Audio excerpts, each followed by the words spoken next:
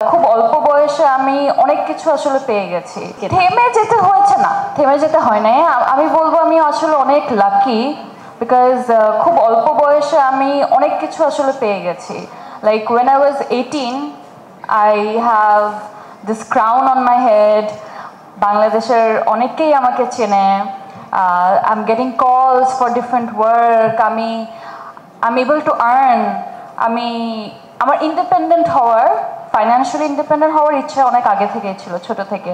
I use to think that আমি আমার পড়াশোনা নিজে স্পন্সর করব। আমি কোনোভাবে আমার ফ্যামিলির উপরে এক ধরনের আছে না যে ওরা আমাকে দেখছে, এই জিনিসটা আমি চাই না। আই অলওয়েজ থট আমি আমার ফ্যামিলিকে দেখবো। I will make sure everything runs fine. তো অনেক ধরনের কাজ কর্ম সব কিছু আসছে। মাই only problem was যেহেতু আমি বাইরে ছিলাম, আমার স্কুল ছিল Indian, I was surrounded by all foreigners, Indian স্টুডেন্টসরা আমার মোস্টলি ফ্রেন্ডস ছিল, and people from America, Europe, different places, from Africa. তো এই একটা সারাউন্ডিংয়ে বড় হওয়ার কারণে যেটা হয়েছে, আমি বাংলাটা আসলে আমার শেখা হয়নি। সো বাংলা কিভাবে পড়ে, কিভাবে লিখে, এটা আমার আসলে জানা ছিল না। বলতে পারতাম, সেটাও মানে মিক্সড কালচারে থাকলে যেটা হয়, অনেক পচাভাবে বলে, তো অনেক পচাভাবে বলতাম। Even when I was in Lux, তখন আমাকে Subarna ma'am, she was one of my জাজেস, সে বলতো সব কিছু ঠিক আছে, এই একটা জায়গা, এইটাকে ঠিক করে ফেলো, ইউ উইল ডু ওয়েল। তো আমি অনেক চেষ্টা করতাম। অ্যান্ড দেন আমি নিউজ পেপার পড়া, মানে আমার জাজেসদের, মেন্টরদের সাজেশন, আমি নিউজ পেপার পড়া শুরু করি। কিভাবে যেন আমি আসলে শিখে ফেলি। বিকজ একটা শেখা, অনেক আর্লি শেখার কারণ ছিল হিন্দি আর বাংলার মধ্যে অনেক কিছু মেলে। তো আমি তো হিন্দি পড়তে পারি, হিন্দি লিখতে পারি। বাংলাদেশের প্রথম ইমিউনিটি বুস্টার সমৃদ্ধ ফ্যান্টাস্টিক হ্যাপি এনার্জি বিস্কিট। এখন একটু দুর্বল হয়ে গেছে যেহেতু প্র্যাকটিস নাই, বাট অনেক কিছু আসলে মিলতো। তো ওইটা থেকে নিজে প্র্যাকটিস করতে আমি I even gave O levels in Bangla and I got A. I don't know how. মানে I have no clue. তো তখন আমার মনে হতো দ্যাট আমার চেষ্টা করতে হবে। বাট দেন আগেন, আমি যেটা বলেছি না, আমি একটু লেজি টাইপের।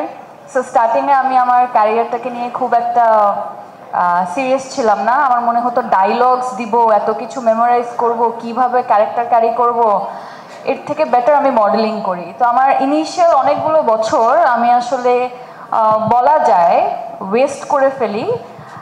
সব কিছু অনেক বেশি স্লোলি চিন্তা ভাবনা করতে এটা করব না করি, এটা করব না করি, এরকম করতে I wasted 4-5 years of my career শুরুর দিকে। But then at one point আমার কাছে মনে হলো I am doing this, I'm earning from this, people know me, and আমি আসলে একটা জোক হয়ে থাকতে চাই না যে আমি যে কাজটা করছি সেটা ভালো করছি না। তো ভালো করার এক ধরনের চেষ্টা আমার মধ্যে নিজেই ডেভেলপ করে। And I was blessed and I was surrounded by the most supporting actors and actresses around me. ওরা আমাকে যেই ধরনের সাপোর্ট দিয়েছে, আমাকে সজল নূর ভাইয়াকে তো সবাই চেনেন। তো সজল ভাইয়া was one of my early ডেজের কো-আর্টিস্ট, ওনার সাথে আমার অনেক কাজ হয়। তো উনি আমার স্ক্রিপ্টে নিজে কি প্রত্যেকটা লাইনের উপরে ইংলিশ লিখে দিতেন। সো দিস ফেমাস গাই, মানে ওনার কোনো দরকারই নাই আমার পিছনে এত এফার্ট দেওয়ার।